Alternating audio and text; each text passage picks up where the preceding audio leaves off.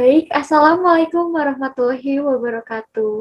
Perkenalkan, nama saya Intan Yulianti dengan NIM 2109556.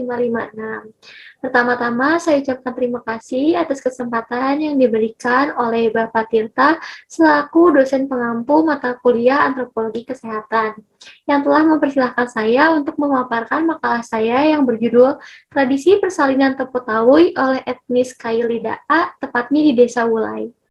Nah, selanjutnya saya akan memaparkan apa yang maksud dari latar belakangnya. Nah, mengapa saya meneliti Topo Tahu ini? Pertama-tama, Topo Tahu ini merupakan salah satu tradisi yang dipercayai akan membantu proses kelahiran. Dari namanya sendiri membuat saya tertarik dan juga banyak sekali penelitian yang bisa saya kupas dari beberapa manfaat yang bisa saya ambil. Jadi tidak hanya proses kelahiran yang cukup ekstrim, tapi juga termasuk ada beberapa manfaat dari kebiasaan atau mungkin dari tradisi-tradisi Topo Tahu ini. Juga banyak khalayak yang kurang tahu tentang Topo Tahu ini, sehingga sangat membuat saya tertarik untuk mengupas tuntas tentang Topo Tahu ini. Nah, sebelum ke proses persalinan Topo Tawuy, saya akan jelaskan dulu apa itu Topo Tawuy. Topo Tawuy adalah proses persalinan yang dibantu oleh dukun yang bernama Tombo atau Topo Tawuy ini sendiri. Yang artinya yaitu seorang dukun yang dapat menghembuskan atau meniupkan mantra. Jadi saat proses persalinannya ini dimulai dari pada saat ketahuan seorang ibu itu hamil, diketahui oleh dukun setempat yang bernama Tombo ini, dan lalu suaminya akan meminta ibu untuk tidak pergi ke ladang karena untuk beristirahat saat hamil di bulan-bulan pertama. Nah, selanjutnya setelah itu pada saat itu juga terjadi adanya namanya pantangan meminum air kelapa. Seperti yang kita tahu, air kelapa ini kalau misalnya dikonsumsi dalam jumlah yang terlalu banyak, maka akan mengakibatkan ibu terlalu sering buang air kecil. Nah, terlalu sering buang air kecil ini dapat mengakibatkan keringnya ketuban. Jadi, alasan dari dilarangnya minum air kelapa memang berkaitan dengan medis. Nah, selanjutnya, tepatnya pada usia 9 bulan, suami ibu yang akan hamil, ibu yang hamil ini akan membangun sebuah pondok, di mana pondok ini disebut juga rumah dari adat desa setempat. Nanti pada slide selanjutnya saya akan perlihatkan bagaimana bentuk rumah untuk prosesi kelahiran ini. Bentuknya itu seperti rumah panggung dengan alasnya itu seperti dari bambu. Nah, jadi ada sela-sela itu untuk tepat mengalirnya darah saat prosesi kelahiran. Nah, untuk prosesnya sendiri nanti saya akan jelaskan di tata cara pelahiran Topo Tawuy. Jadi ada beberapa pantangan yang menurut saya itu bisa dikaitkan dengan medis dari prosesnya sendiri. Jadi pada saat nanti sudah melahirkan, kita lanjut lagi ke prosesnya. Setelah pada saat sudah melahirkan dengan tata cara yang nanti akan saya jelaskan, perut ibu itu akan ditekan menggunakan pepaya yang dibakar. Nah, digosokkan ke dalam perut. Nah, nanti akan si kotoran-kotoran yang di dalam perut sisa kelahiran, sisa proses persalinan itu akan keluar katanya. Lalu ibu itu akan diminta untuk meminum air yang sudah diberikan mantra oleh Topo Tawuy. Maka akan dipercaya bahwa air itu akan membantu proses penyembuhan ibu setelah melakukan persalinan. Nah, selanjutnya ibu tersebut akan diminta untuk membasuh vaginanya menggunakan air hangat. Hal ini ditujukan untuk membantu proses pembersihan itu tersebut. Nah, selanjutnya setelah prosesi pelahiran itu, ibu itu akan diminta untuk membeli obat antibiotik yang uniknya ini tuh dijual bebas di pasaran. Nah, selanjutnya di sini efektif gak sih? Sebenarnya ibu nyaman namun tidak aman, itu intinya. Jadi dimana kalau misalnya di rumah sakit, jika ibu tersebut ternyata tidak bisa melahirkan secara normal, maka akan diadakan namanya sesar. Operasi sesar ini tentunya memerlukan orang-orang yang ahli, juga ditambah dengan beberapa alat-alat yang canggih untuk membantu proses kelahiran. Jadi artinya melahirkan di rumah ini seperti studi di Amerika menurut Zil Health itu katanya melahirkan di rumah itu sangat beresiko kepada kematian ibu dan bayi. Artinya ini tuh tidak efektif untuk melahirkan di rumah. Nah, selanjutnya baik tidaknya persalinan Topotawui. Sebenarnya persalinan ini baik ya, karena sebenarnya tempatnya itu cukup jauh ya, cukup jauh dari rumah sakit setempat, jadi pada memilih untuk melahirkan di rumah seperti menggunakan ada Topotawui ini. Seperti salah satu ibu yang berinisial SR atau tapi bukan Syahrini ini, dia itu menyebutkan bahwa sebenarnya dia itu ingin melahirkan secara normal di rumah sakit, namun karena keterbatasan biaya, maka memilih untuk menggunakan adat setempat. Kepercayaan terhadap makhluk gaib apabila tidak memenuhi aturan adat istiadat dikhawatirkan akan mendapat petaka.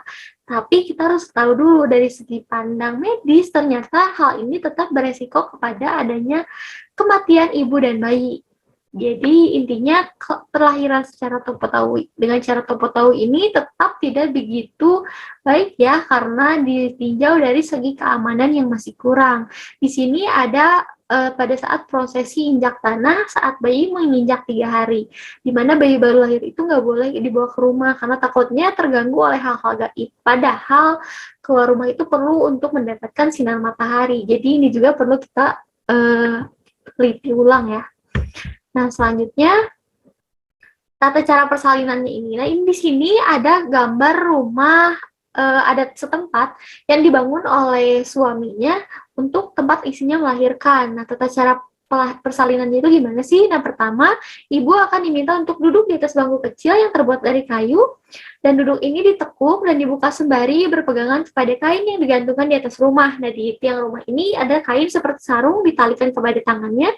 Di depan ibu ini akan ada suaminya untuk siap menangkap bayi tersebut. Nah, selanjutnya setelah melahirkan, ibunya ini akan memakai sarung dikemben seperti ini, dikemben lalu kemudian menutupi dada hingga kakinya. Nah, sementara perutnya itu akan diikat menggunakan sarung dan dipegangi ibu sendiri. Sebenarnya bukan dipegangi, tapi dibantu didorong oleh dukun Topotawui. Selanjutnya, ada posisi suami ibu hamil ini memeluk dan ibu akan melahirkan dari belakang. Jadi suami itu kan menunggu bayinya keluar. Nah, pada saat prosesi ini, makanya ibu-ibu lebih menyukai lahiran di rumah karena keluarga yang diperbolehkan itu cukup banyak ya di sini, seperti nenek, kakek, ayah, ibu, semuanya boleh menyaksikan saat proses kelahiran. Bahkan terkadang juga mereka memanggil pendeta. Selanjutnya, di sini ada resiko dan efek samping persalinan Topotawui. Nah, efek samping itu tentunya dari tidak higienis alat yang digunakan, seperti di sini terbuat dari bambu, dan yang bulat itu adalah terbuat dari dari umbi-umbian. Nah, ini tuh untuk memotong tali pusar. Tentunya ini tidak higienis untuk digunakan dibanding dengan alat medis yang sudah bersertifikasi. Saat ini kan ada yang namanya pengukuran kelayakan dari sekian perspektif dan sumber.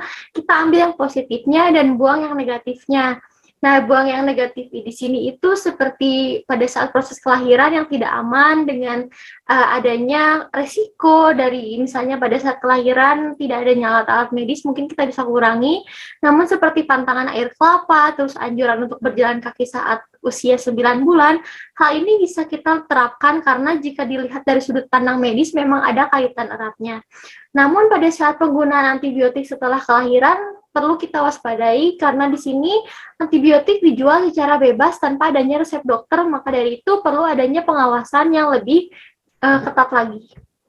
Nah, selanjutnya di sini sikap yang diambil oleh perawat, pertama kita harus kaji ulang, dan yang utama itu buang yang negatif, ambil yang positif, karena tidak semuanya tradisi itu buruk, tidak semuanya tradisi itu baik, maka dari itu kita sebagai perawat harus bisa memilah di mana yang baik, di mana yang buruk. Maka dari itu kita juga harus yang namanya mengkaji ulang untuk memberikan pengertian kepada pasien kita nanti, suatu sikap yang tentunya harus kita miliki dan harus kita berikan penyuluhan Penkes kepada pasien berdasarkan dengan kajian yang didasari dengan beberapa sumber yang dapat menyebabkan pasien tersebut bisa percaya kepada kita. Bukan berarti kita langsung memotong budaya tersebut, tapi kita kaji ulang dan yang mana yang baik bisa kita terapkan pada pasien dan yang mana kurang begitu baik kita terapkan kepada pasien. Nah, di sini ada quotes dari Catherine Pulser. Mothers give up so much so that their children can have so much. Artinya para ibu berkorban begitu banyak sehingga anak-anak mereka memiliki begitu banyak. Artinya bagaimanapun proses kelahirannya, tetap saja di situ ada pertaruhan nyawa, di situ ada pertaruhan segala kemampuan yang ibu telah berikan demi anaknya bisa terlahir dengan sempurna, dengan nyaman. Artinya tolong bisa kita telah kembali dari beberapa sumber juga menyebutkan bahwa kita harus menghargai orang tua yang telah melahirkan, ibu yang telah melahirkan kita. Cukup sekian dari saya. Mohon maaf bila ada kesalahan. Wabillahi taufiq wal hidayah. Wassalamualaikum warahmatullahi wabarakatuh. Terima kasih.